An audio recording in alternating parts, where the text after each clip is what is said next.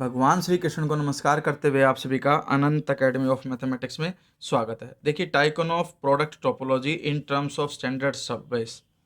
हमारे पास एग्जांपल लेकर के चलेंगे इसके अंदर। Consider the space x is equal to 1 2 3 and topology j 5x 1 and 2 3। Next हम y लेकर के चलेंगे। y में हमारे पास यहाँ पर दो एलिमेंट हैं। एक एलिमेंट तो है आपका a और सेकंड एलिमेंट है b, तो a b आपका सेट बन गया y। अब विद टोपोलॉजी जे स्टार और इसकी टोपोलॉजी में फाई वाई और ए, ये हो गया आपके पास। अब एक्स क्रॉस वाई का मतलब है एक्स का एलिमेंट पहले और क्रॉस वाई का एलिमेंट बाद में, यानी कि 1a 1b ये लिख दिए, फिर 2a 2b यहाँ लिख दिए, फिर 3a 3b। ठीक है, ये कहलाएगा आपका प्रोडक्ट सेट। नाउ सब base delta is the collection of sets. जो ये दो सेट्स निकलेंगे इनकी कलेक्शन होगी आपके पास सब बेस डेल्टा, जिसमें है pi X inverse G and pi Y inverse H, where G and H are open sets in X and Y respectively. G open set in X है और जो वाई है वो ओपन सेट इन H जो है वो ओपन सेट इन Y है। तो यहाँ पर ध्यान रखना कि जो एक टोपोलॉजी जे लेकर के चले थे उसमें इस तरह के एलिमेंट थे। एक तो फाई था, एक एक्स था, फिर एक आपके पास 1 आ गया था और फिर उसके बाद 2 3, ये ऐसे आ गया था। ठीक है, अब देखिए पाई एक्स इनवर्स एक्स, यानी कि जो एलिमेंट यहाँ लिखोगे वो इसका होगा, तो इसके अकॉर्डिंग ये एक्स क्रॉस वाई कहला जाएगा। अगर हम कंप्लीट रखते हैं तो एक्स क्रॉस वाई, वाई और वाई लिखते हैं तो इसका मतलब ये एलिमेंट इसका होगा, वाई का, वाई से रिलेटेड, और वो एक्स क्रॉस वाई। अब फाई एक्स इनवर्स फाई, यानी कि एक्स का एलिमेंट फाई लेकर के चले और फाई के बाकी सबके साथ करोगे तो फाई ही आएगा। सेम वे में phi inverse pi inverse Y और फाई जो है फाई आएगा। ठीक है, एम्प्टी सेट ही आएगा। लेकिन पाई इनवर्स एक्स ऑफ 1, तो इसका मतलब जो 1 है उसके y के एलिमेंट के साथ जो कार्टेशियन प्रोडक्ट बनेंगे वो लिखो 1a और 1b।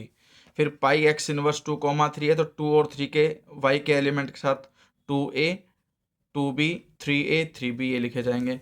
अगर मैं यहाँ पे पाई y इनवर्स और यहाँ पे लिखता हूँ तो इसका मतलब जो ये एलिमेंट है y का लिखा जाएगा, यानी कि जो यहाँ लिखा जाएगा वही यहाँ लिखा जाएगा।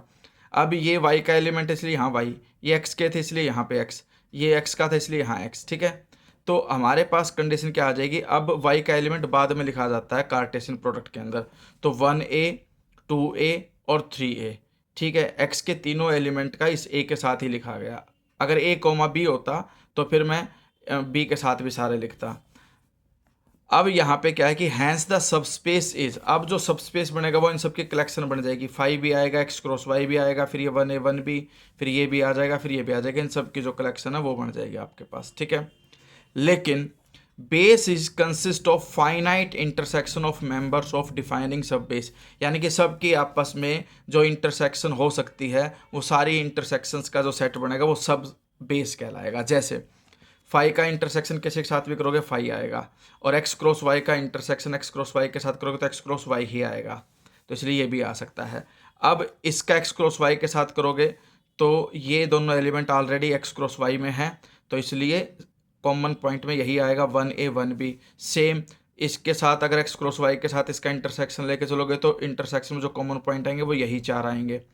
उसी तरह से ये आपके पास 3 एलिमेंट एक्स क्रॉस वाई के साथ इंटरसेक्शन लेके चलोगे तो यही आएंगे, तो वो तो सारे लिख दिए। फाई लिख दिया, एक्स क्रॉस वाई, फिर ये लिखोगे ये वाला 1a 1b, फिर ये 2a 2b 3a 3b भी लिखा जाएगा, और फिर ये 1a 2a 3a भी लिखा जाएगा। लेकिन इसके बाद अब आपको पता है कि ये और ये इनमें भी कुछ कॉमन है और वो है 1a, तो एक ये सेट लिखा जाएगा 1a का यहाँ पर। ठीक है, फिर हमारे पास इसमें और इसमें लास्ट वाले में 2a और 3a कॉमन है, 2a और 3a कॉमन है, तो इसलिए 2a और 3a का भी एक सेट आएगा यहाँ पे 2a और 3a।